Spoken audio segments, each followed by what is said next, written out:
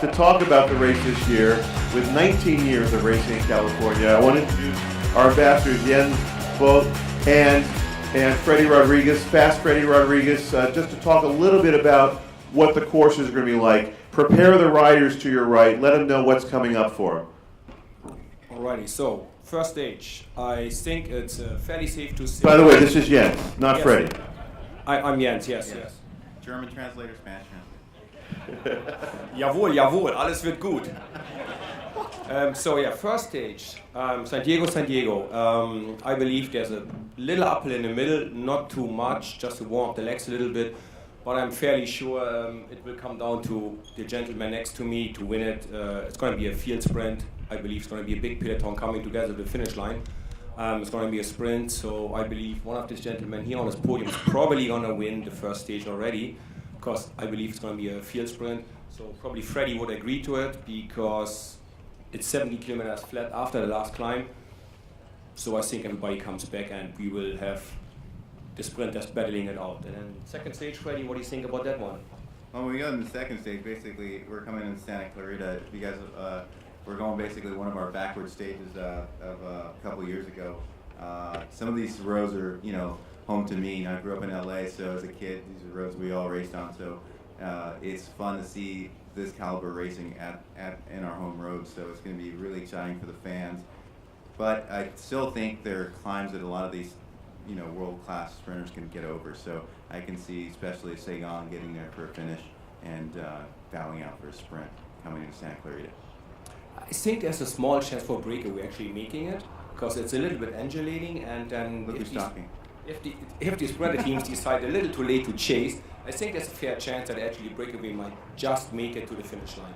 A little chance. As a sprinter, I think we're gonna try to avoid those kind of situations where guys like Yensi make it to the line. Who knows? Maybe then Taylor takes over. Huh? Taylor, wouldn't it be a day for you? Like, be at the finish line before all the sprinters come in there? I think that sounds like a good plan for us, no?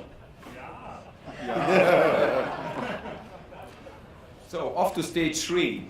Freddie and me, actually, we had the privilege to ride it, 2 weeks ago now? 2 weeks ago. 2 weeks ago, from Thousand Oaks. We start right at the Amgen compound, right at front door of the Amgen office. And we go to Gibraltar Road, which is a pretty vicious and steep and serious climb. So I guess the young gentleman next to me, Julian Alaphilippe, every GC rider is gonna show his face there. There's no hiding, there's no tactics, you just gotta have it on that day. You cannot be smart and have clever tactics, no, you just gotta have it. And we are off to a pretty stressful start. I think it's basically 1 mile straight ahead down the road, turn left into the first mountain. And when we did our top of California, we had 650 starters, and on top of that supposed to be small climb at the start, we had 25 left on the top. So we basically dropped 625 already. So I believe it's going to be fireworks on the first climb from the start, where it's going to be a chaotic start. After it's a longer flat period along the ocean, which is by the way very beautiful and like really scenic if the riders would have a little bit of time to watch. Most will regroup, but I'm sure there will be a breakaway out there, and they're probably only going to catch a breakaway in the last climb. We do have a chance. There's a small chance, depending on weather. Once you get over into Malibu, the weather could change and it could be really windy. So I can see crosswinds that are going to force riders to really, fight to get back on. Into a critical stage, I actually, as a sprinter, I'm looking at it as like, all right, can I got to make it to that main group before we hit the last climb to make your time cut. So it's going to be a day for a lot of sprinters to put in a hard day. Stage 4. We move on to, this is going to be a great stage. This is Morro Bay to Monterey. Another great stage. It's going to be headwinds all day long.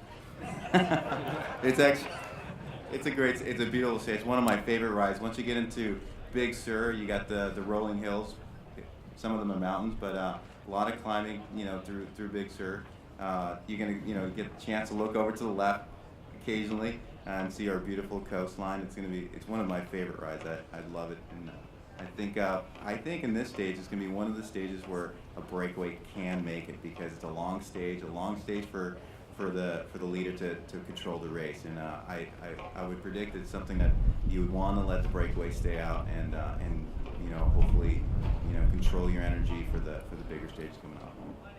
And I believe we finish on this raceway on the race circuit, which sounds fairly flat and easy, but there's this tricky little 1.7 kilometer climb. What's that like? A little more than a mile, 1.2 miles, I believe. 10%. You know, that's 10%. yeah, that's good. Yeah. So it's going to be tricky tough to get there. So yeah, I would agree. There's a fair chance of a breakaway making it. The GC is going to be a little relatively clear after the big mountain the day before. The GC is going to like try to save energy for the time trial coming up and the other harder stages, so let a breakaway out there. And if the breakaway plays it smart, they might succeed. And off to stage 5, Lodi to South Lake Tahoe. So for people who don't know, Lake Tahoe is at 2,000 meters altitude. I again did the meters. What's that in feet? 6,000 feet? 6,000. 6,000 feet. Thank you, sir. Thank you. Anybody 7,000? 7,000? 7,000 for the first, 7,000 for the second.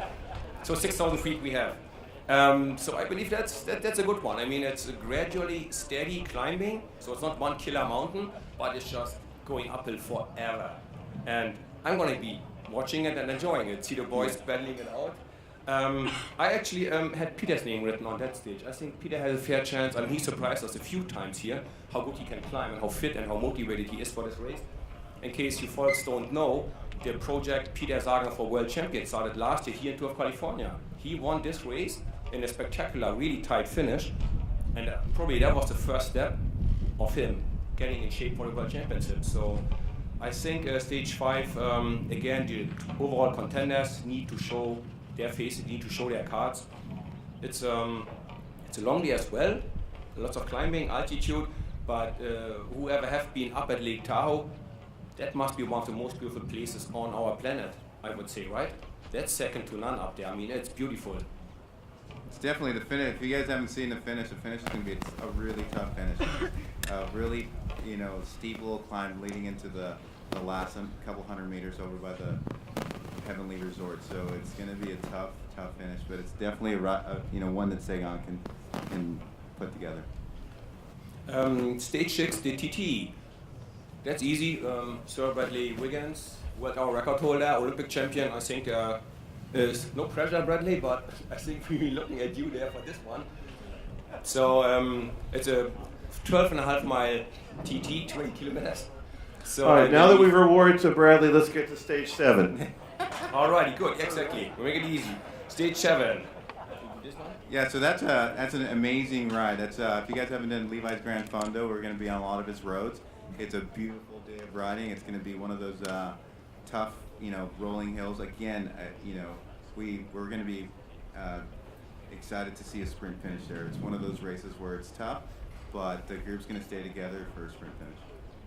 And then we move on to the last stage, Sacramento to Sacramento, and that's going to be, it's a dead flat race. It's super flat, so sprint royale. It's going to be a day where the overall contenders can relax a little bit. No more challenges for them. But it's going to be a sprinter day, so we're going to see all the sprinters going for the last stage win in this year's edition of the Tour of California.